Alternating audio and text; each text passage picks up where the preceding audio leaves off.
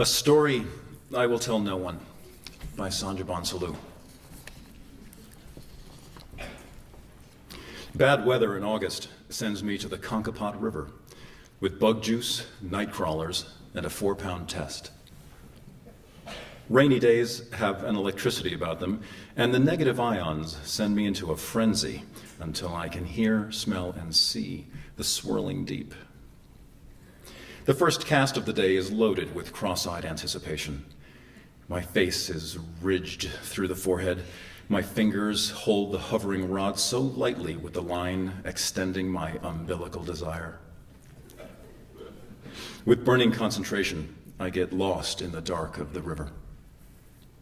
A great blue heron is moving closer to me with a 6-foot wingspan after the ones below.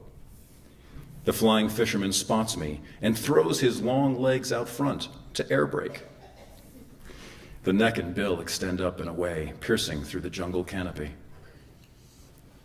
My fishing line is now hooked underneath the rooted embankment, and I break the line with a frustration snap.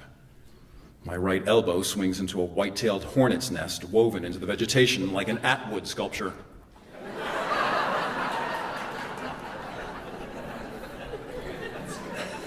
I gallop away from the river and belly dive into the thick green. I play dead. The angry hornets patrol from above like Apache helicopters with radar dysfunctional. Soon, I'm back to the river, seducing the tails below. The hungry mosquitoes, as big as hummingbirds, are whining for the taste of me. A night crawler is woven onto a shiny barbed hook, aiming to capture and kill. The toss is made. The bait is sucked beneath the drawing current. My breathing stops. I become invisible to the ones below.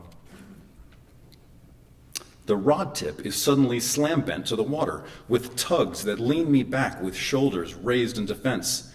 I don't rope-a-dope here. I deliver the knockout punch and set the hook with a verbal kaboom. Because of the surrounding jungle, I move into the middle of the swirling deep to land this fatty. The trout surfaces to shed the hook but can't, and submerges with a visible frown. I've hooked into a big native brookie. I anxiously reach for the fish net, but have left it back in the tall ferns. Thunderous self-criticism erupts from my throat.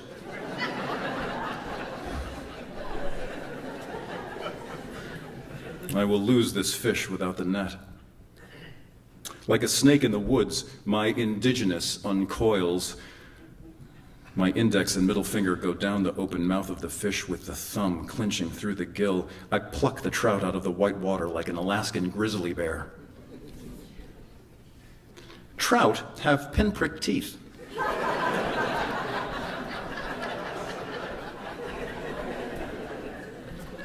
Seven of these pricks pierce me in the soft section of my fingers between the knuckles. And if you try and land a northern pike this way, you lose 2 fingers.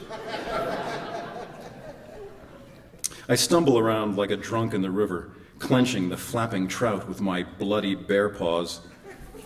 I feel the heartbeat of the world inside my body like never before.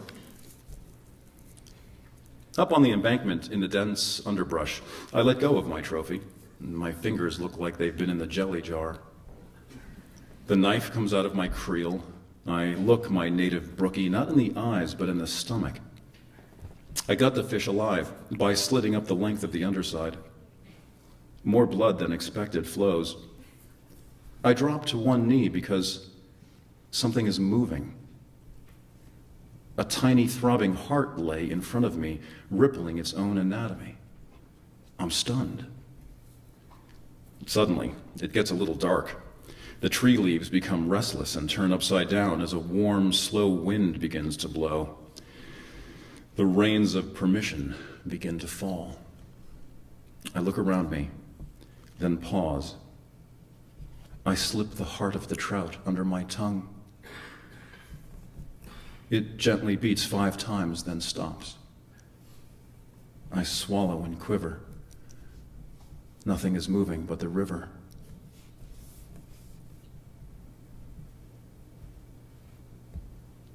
Hooking another crawler through the collar and tossing into the feverish water brings an immediate strike. I open the bail as the line whistles and whirls from my spool. Thumper swims the length of the pool.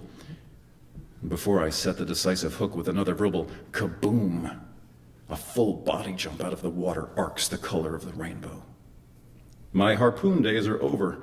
This fish barely fits in the net. My knife parts the 22-inch white belly.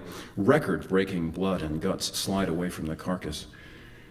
With owl eyes, I anticipate the pulsating ruby.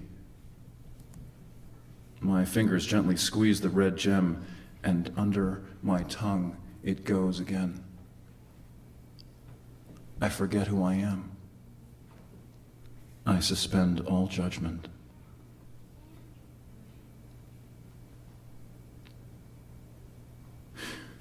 With cannibalistic perforations on me like makeshift tattoos, I leave the Congopot River with the gait of Captain Hook and a story I will tell no one.